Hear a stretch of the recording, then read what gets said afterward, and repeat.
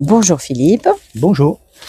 Après ta présentation et au milieu de tes vidéos 100 secondes d'éclairage qui vont se poursuivre cette édition spéciale. En effet, la campagne est lancée, d'autres candidats se sont déclarés et je sais que tu avais hâte d'entrer dans un débat d'idées. J'allais dire enfin. Enfin, on va passer à la période la plus passionnante, intéressante et importante de la campagne, celle qui va permettre le choix éclairé pour les Saint-Cyriens. C'est tout simplement la confrontation des visions des candidats et candidates. Alors, sans rentrer dans le détail d'un programme qui viendra plus tard, peux-tu déjà donner aux Saint-Cyriens les grandes lignes de la vision que nous proposons pour Saint-Cyr? Allez, très volontiers, en 5 points. Tout d'abord, un Saint-Cyr plus dynamique. Un Saint-Cyr plus dynamique, c'est notamment en termes économiques. Il faut savoir qu'un Saint-Cyrien sur 10 travaille à Saint-Cyr. Donc, tout simplement, développer la création d'activités, la création d'emplois, la mise en place d'une véritable zone d'activité au Prado, avec une pépinière d'entreprise, avec des espaces de coworking. Et puis, le développement économique, qui passe aussi par les services et commerces de proximité. Et ça passe par une redynamisation à la fois du village, des Lecs et de la Madrague. Mais j'y reviendrai un petit peu plus tard. Un Saint-Cyr plus dynamique, c'est aussi en termes touristiques. Et nous avons la chance inouïe d'avoir un bord de mer extraordinaire, mais surtout derrière, nous avons la Toscane.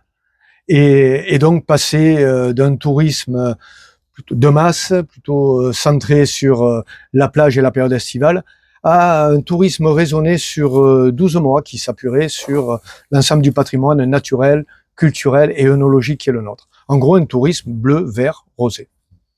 En deuxième point, un Saint-Cyr plus convivial. Un Saint-Cyr plus convivial, c'est d'abord un Saint-Cyr dans lequel on se sent et on est en sécurité. Et donc, travailler sur la prévention et la dissuasion en développant grandement le réseau de vidéosurveillance, mais aussi sur la médiation et la répression avec des partenariats efficaces avec les forces de l'ordre, bien entendu, mais aussi les services de justice, l'éducation nationale, les logeurs, les transporteurs, pour éviter que s'installe la moindre dérive. Un Saint-Cyr plus convivial, c'est un Saint-Cyr dans lequel on peut flâner et faire du shopping. Et les voitures ne rentrent pas dans les magasins, c'est les piétons qui rentrent dans les magasins. Et un piéton, c'est souvent un automobiliste qui a réussi à se garer.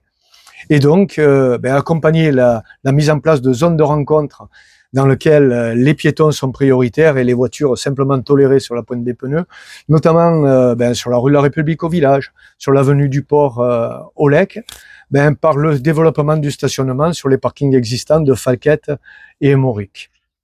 Et puis, pourquoi pas une magnifique place de village animée avec Gabriel Péry en complément de la place Portalis. Un Saint-Cyr plus convivial, c'est aussi un Saint-Cyr dans lequel on peut se déplacer. Et vous savez que je suis très attaché à un pôle d'échange mieux positionné qui permettrait la mise en place d'un véritable réseau de transport en commun et puis d'un réseau de pistes cyclables et qu'on puisse enfin longer la mer en vélo. En troisième point, un Saint-Cyr plus solidaire. Un Saint-Cyr plus solidaire, c'est d'abord pour le logement permettre aux Saint-Cyriens de poursuivre leur vie à Saint-Cyr à toutes les étapes de cette vie. Et puis de réglementer là aussi de manière raisonnée les locations saisonnières. C'est pour la santé la mise en place d'une maison de santé qui permettrait de traiter l'urgent non grave. Mais aussi celle d'une mutuelle communale qui permettrait à tous d'avoir une vraie couverture à prix réduit. Pour l'école, permettre à nos écoliers d'étudier dans de bonnes conditions avec les équipements nécessaires, notamment en termes climatiques, mais aussi avec une végétalisation des cours d'école. Pour les personnes à mobilité réduite, revoir tous les parcours et toute l'accessibilité, et que ce soit pour les personnes en fauteuil roulant ou tout simplement pour des parents avec des poussettes. Et puis pour nos compagnons à quatre pattes, la création d'un refuge sur la communauté d'agglomération et puis des espaces de baignade qui pourraient leur être autorisés en étant intransigeants sur le ramassage des déjections. C'est ensuite un Saint-Cyr respectueux de son environnement. En poursuivant cet aménagement d'une ville-jardin, mais avec des espèces méditerranéennes moins gourmandes en eau, en travaillant sur les circuits courts, et en s'appuyant pourquoi pas sur un maraîchage municipal ou sur une ferme pédagogique, Et puis, côté mer, réfléchir à la mise en place d'épis rocheux qui permettraient peut-être d'éviter l'érosion du sable et puis surtout de recréer de la biodiversité. C'est enfin un Saint-Cyr connecté, plus ouvert, vers ses habitants d'abord. Je souhaite une véritable démocratie participative avec des échanges au quotidien, des échanges fluides et ouverts avec la municipalité, pourquoi pas avec une application, et puis des budgets participatifs qui permettraient de traiter les irritants du quotidien.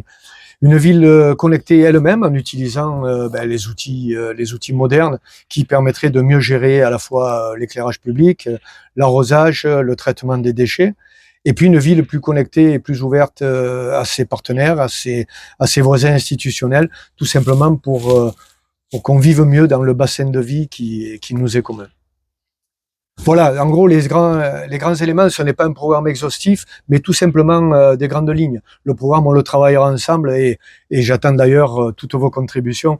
Mais voilà, de manière à permettre quelques éléments pour permettre ce débat éclairé et lancer cette campagne qui va être passionnante. Eh bien, merci Philippe. Merci beaucoup.